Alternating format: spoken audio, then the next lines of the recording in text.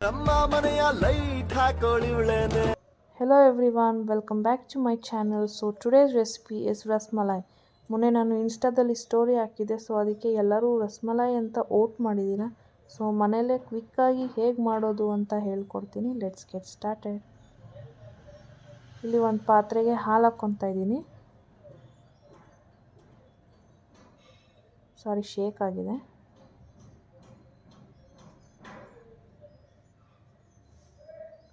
Next chop ಮಾಡಿರೋಂತಹ ಬಾದಾಮ್ ಹಾಕೋಬೇಕು.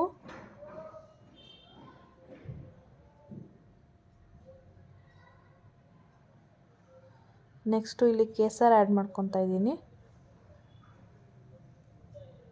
So boil ಆಗಲಿ.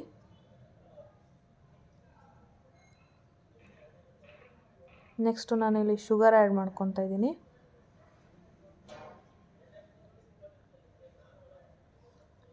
So ಒಂದು 10 ಮಿನಿಟ್ಸ್ ಬಾಯ್ಲ್ ಆಗಲಿ. ಬಾಯ್ಲ್ ಆದಮೇಲೆ ರೆಫ್ರಿಜರೇಟ್ ಮಾಡಿ.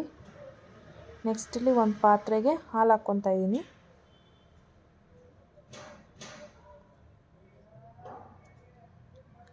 ಸೊ ಇವಾಗ ಹಾಲು ಬಾಯ್ಲ್ ಆಗಿದೆ. ಇದಕ್ಕೆ ನಿಂಬೆಹಣ್ಣು ಹಿಂಡ್ಕೊತಾ ಇದ್ದೀನಿ. ಇವಾಗ ಹಾಲು ಒಡೆದಿದೆ. ನೆಕ್ಸ್ಟು ಇದನ್ನು ಒಂದು ಕಾಟನ್ ಬಟ್ಟೆಗೆ ಟ್ರಾನ್ಸ್ಫರ್ ಮಾಡ್ಕೋಬೇಕು. ಟ್ರಾನ್ಸ್ಫರ್ ಮಾಡ್ಕೊಂಡು ನೀರೆಲ್ಲ ಸೋಸ್ಕೋಬೇಕು. ನೆಕ್ಸ್ಟು ಅದನ್ನು ಚೆನ್ನಾಗಿ ಹಿಂಡಬೇಕು. ಚೂರು ನೀರಿರಬಾರ್ದು. ಒಂದು 20 ಮಿನಿಟ್ಸ್ ಸೈಡಲ್ಲಿಡಿ. ನೆಕ್ಸ್ಟು ಪಾಕಕ್ಕೆ ನಾನಿಲ್ಲಿ ಸಕ್ಕರೆ ಮತ್ತು ನೀರನ್ನ ಬಾಯ್ಲ್ ಮಾಡ್ಕೊತಾ ಇದ್ದೀನಿ. ಸೊ ಇದನ್ನೆಲ್ಲ ನೀಟಾಗಿ ಈ ಥರ ರೆಡಿ ಮಾಡ್ಕೊಂಡಿದ್ದೀನಿ. ಸೊ ನೆಕ್ಸ್ಟು ಬಾಯ್ಲ್ ಆಗ್ತಿರೋಂತಹ ಸಕ್ಕರೆ ಪಾಕದೊಳಗೆ ಬಿಡ್ತಾ ಇದ್ದೀನಿ. ಸೊ ನೀವು ಅದು ರೌಂಡನ್ನ ಸ್ವಲ್ಪ ಸಣ್ಣದಾಗೆ ಮಾಡ್ಕೊಳ್ಳಿ, ಯಾಕಂದರೆ ಅದು ನೀವು ಸಕ್ಕರೆ ಪಾಕದೊಳಗೆ ಹಾಕಿದಾಗ ನೋಡಿ ಈ ಥರ ದಪ್ಪ ಆಗುತ್ತೆ. ನೆಕ್ಸ್ಟ್ ಅದನ್ನು ಕೋಲ್ಡ್ ವಾಟರ್ಗೆ ಟ್ರಾನ್ಸ್ಫರ್ ಮಾಡಬೇಕು.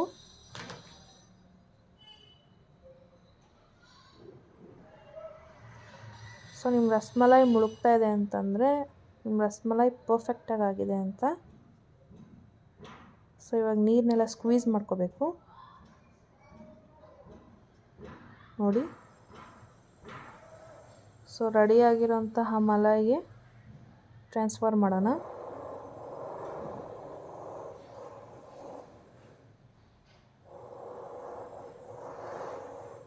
ಸೊ ಇವಾಗ ಇದನ್ನು ಒಂದು 2-3 ಅವರ್ಸ್ ರೆಫ್ರಿಜರೇಟ್ ಮಾಡಬೇಕು.